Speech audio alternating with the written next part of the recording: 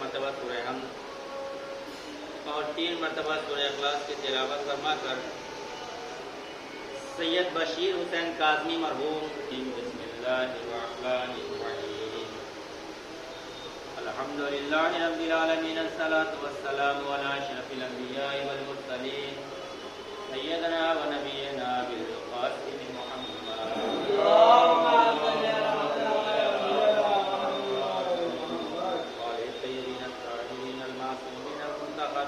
صل علی آمین یا رب العالمین اما بعد فقط قال اللہ تعالی فی القرآن الکریم وهو أصدق الصادقین وقوله الحق بسم اللہ الرحمن الرحیم انی جاعل فی الارض خلیفہ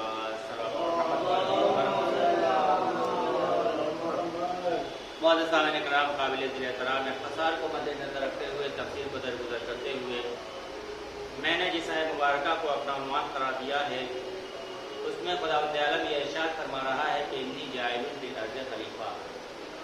ظاہراً اپنے 12 علماء و ذاکرین سے خطبہ سے سنا ہے اس آیت کے ذیل میں انشاءاللہ کچھ معروضات آپ حضرات کے ذہن نشین کرنا ہے اور انشاءاللہ پھر آپ کی رحمت تمام کر دوں گا۔ ایک مل جل کے پنجتنی سوال محمد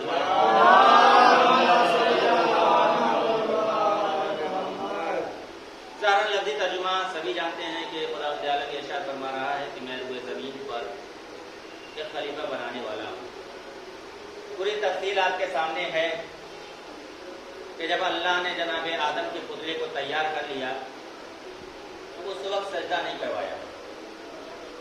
قرآن میں یہ اشارہ بھی ملے گا جب فرشتوں کو مخاطب ہو کر ایک جملہ فرمایا کہ جب میں اس میں اپنی روح پھونک دوں تب آپ سب آدم کو سجدہ کرنا۔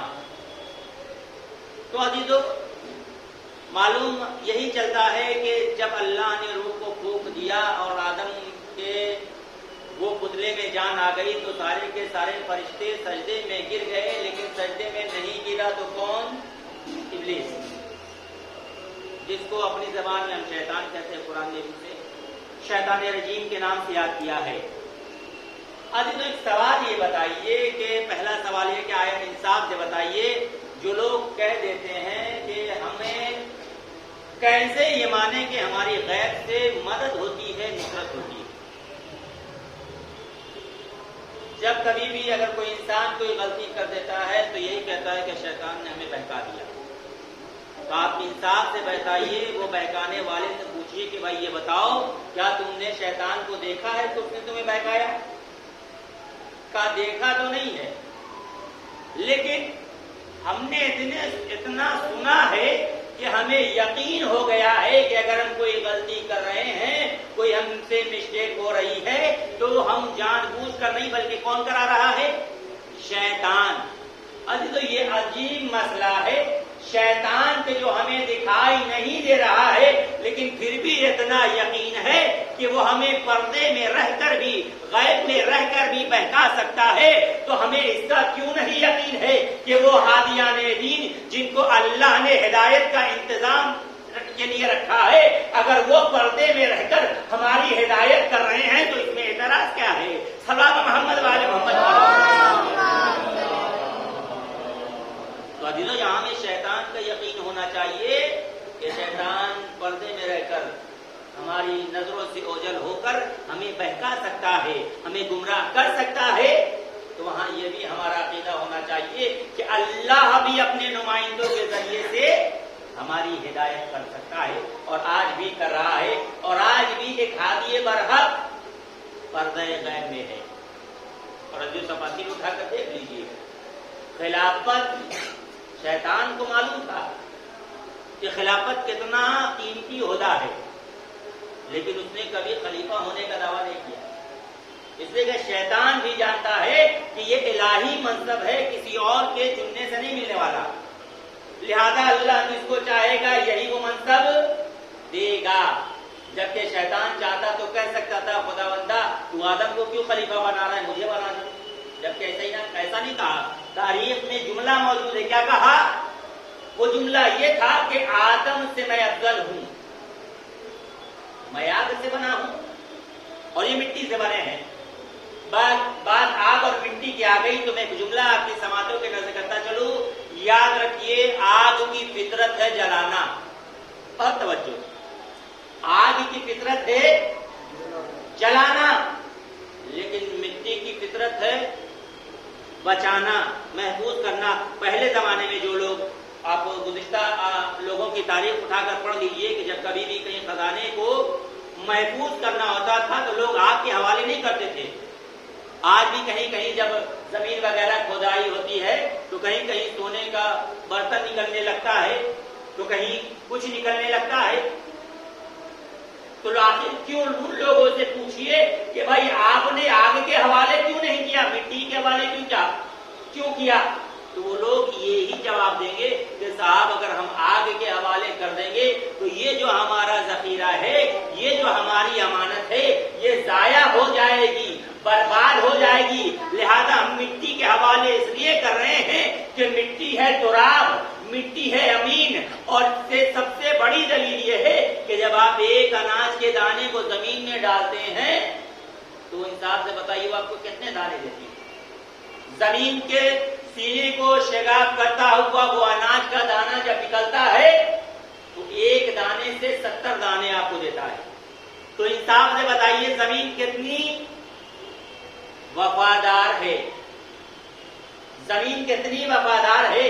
तो अभी तो यहाँ एक जुमला कहने का दिल चाहता है, जब तुराब इतनी अमीन है कि आपके एक दाने को 70 दाने में बदलकर आपको वापस करे तो भला अबू तुराब की क्या मंजिलत होगी। सल्लल्लाहु मोहम्मद वाले मोहम्मद पर। तुराब की इतनी अहमियत है तो अबू तुराब की क्या फजीलत होगी, अबू तुराब की क्या मंजिलत होगी। और अजीजों याद रखिए, बड़ा मशहूर वाकया तारीख ने पेश किया। बहुत अपने जमाने का बहुत बड़ा बादशाह, जानन उसका नाम अभी हमें याद नहीं आ रहा, इंशाअल्लाह गुज़िश्ता की मजलिस में उसका नाम भी आपके सामने बता देंगे। उसका एक वजीर था। आपको मालूम है कि तख्ते खिलाफत पर वही इंसान आ सकता है जो उसका हामिल है। मिसाल के तौर पर एक डॉक्टर है, अगर डॉक्टर का बेटा डॉक्टर नहीं है तो वो अपने बाप के रहते हुए दवा, अगर उसका बाप चला जाए तो वो दवा नहीं दे सकता। मनसब खिलाफत पर या डॉक्टरी के जो मनसब है उस मनसब पर वही आ सकता है कि जिसने डॉक्टरी का इल्म हासिल किया होगा। बस दुनिया का ये दस्तूर है कि एक बड़ी पोस्ट पर, बड़े मकाम पर वही आ सकता है जो उस पोस्ट का हकदार होगा। और याद रखिए, कहीं ऐसा आपने नहीं देखा होगा कि डॉक्टर का जो वजीर होता है या जो कंपाउंडर होता है वो आपको कोई ऐरा गैरा किसी को भी लाकर वो कंपाउंडरी के लिए खड़ा कर देता है, ऐसा नहीं है। वो भी इतना काबिल होता है कि जब डॉक्टर चला जाए तो वो उस दवा को बता सके कि देखो भाई ये जो दवा है 3 टाइम खाना है, या ये दवा पेट खाने के बाद खाना है या खाली पेट खाना है। उसको इतना इल्म होता है। कहीं ऐसा नहीं होता कि एक वकील का वजीर राजमिस्त्री बन जाए। कहीं आपने ऐसा नहीं देखा है कि एक इंजीनियर का वकील पोस्टमैन बन जाए, बल्कि वजीर वही होगा कि जिसके अंदर उस जैसी सलाहियत पाई जाती होगी। तारीख में वाकया, मैं जल्दी जल्दी आपके समातों के नजर वाकई करता चलूं। बादशाह का नाम याद आ गया, महमूद गजनवी। महमूद गजनवी बहुत बड़ा बादशाह गुजरा है। उसने अपने सिपाहियों के साथ सैर तफरीह के लिए एक दिन आवाज़ तैयार हुआ, और जब सैर तफरीह के लिए चला तो किसी ने ये पीछे से आवाज लगाई, घूमा एक चिड़िया का नाम है। किसी ने ये कहा ये जो चिड़िया हवा में उड़ रही है, जिसका साया इसके पीछे पड़ जाएगा वो पूरे मुल्क का बादशाह हो जाएगा। बहुत तवज्जो दिलाने वाला। अब जैसे ही लोगों का सुनना था, जो उसके सिपाही थे, जो उसके गुलाम थे, सब उस चिड़िया के पीछे भागने लगे कि चिड़िया का साया हमारे सर पर पड़ जाए। लेकिन जो उसका गुलाम था, एक वजीर था, जो उससे बेहद प्यार करता था, वो उसे छोड़कर नहीं गया। बहुत तवज्जो दिलाने वाला। بادشاہ نے پوچھا کہ یہ بتاؤ سارے لوگوں نے میرا ساتھ چھوڑ دیا اور وہ ہوما جو چڑیا اڑ رہی ہے ہوا میں پرواز کر رہی ہے لوگ اس کا سایہ لینے کے لیے بھاگ رہے ہیں تم کیوں نہیں گئے؟ کہا میں کیوں کر جاؤں گا کہ جب میں آپ کو اپنا بادشاہ تسلیم کر چکا ہوں۔ اتنا خلوص دیکھنے کے بعد جب محمود غزنوی پلٹا ہے تو تخت بادشاہیت پر کسی اور کو نہیں بیٹھایا بلکہ اسی اپنے وزیر کو بیٹھایا ہے۔ کیوں؟ اس لیے کہ یہ جانتا تھا کہ میدان جنگ بھی اگر آئے کوئی ایسی بات ہو جائے تو یہ اتنا وفادار ہے ساری فوج ہمیں چھوڑ کر بھاگ جائے گی لیکن یہ جو میرا وزیر اتنا وفادار ہے کہ یہ مجھے چھوڑ کر بھاگنے والا نہیں ہے۔ اور یاد رکھیے منصب وہی حقدار ہوتا ہے جو اپنے وعدے میں وفادار ہوتا ہے۔ لوگوں نے لاکھ غدیر خم کے میدان میں وعدے کیے، علی کو مبارکباد بھی دی، لیکن انصاف سے بتائیے کتنے نے اپنے وعدے کو پورا کیا؟ اگر آج وعدے کو پورا کرتے تو آج دین اسلام اتنے سارے فرقوں میں ڈائیورٹ نہیں ہوتا، تقسیم نہیں ہوتا۔ جو یاد رکھیے غدیر کو بلا دینے ہی کا نتیجہ ہے کہ آج گروپ بندی ہو رہی ہے، اور صرف انہوں میں ہی نہیں، میں شیعوں کی بات کر رہا ہوں۔ دن بدن آپس میں یہ جو گروپ بندی ہو رہی ہے کیا ہے؟ اسلام یہ نہیں سکھاتا۔ قرآن کہہ رہا ہے کہ اللہ کی رسی کو مضبوطی سے تھامے رہو اور کوئی اختلافی باتیں نہ کرو کہ جس کی وجہ سے آپس میں اختلاف پیدا ہو۔ اور آج کا مسلمان ہے، یاد رکھیے 1,24,000 جو انبیاء آئے کس لیے آئے؟ توحید پہنچانے کے لیے آئے۔ سب کا ایک ہی مسئلہ تھا، لا الہ الا اللہ۔ میں چھوٹی سی مثال اپنے بھائیوں کو دیتا چلوں تاکہ یہ بھی بہت آسانی سے اس چیز کو سمجھ جائیں۔ مثال کے طور پر ایک بچہ ابھی باہر سے آئے اور آنے کے بعد یہ کہے خدا نہ خواستہ کہ مولانا صاحب آپ کی بائک غائب ہو گئی ہے، بہت توجہ دلا نہیں مانا۔ بچہ ہی تو ہے، ہو سکتا ہے کسی نے اس کو مذاق کرنے کے لیے بول دیا ہو۔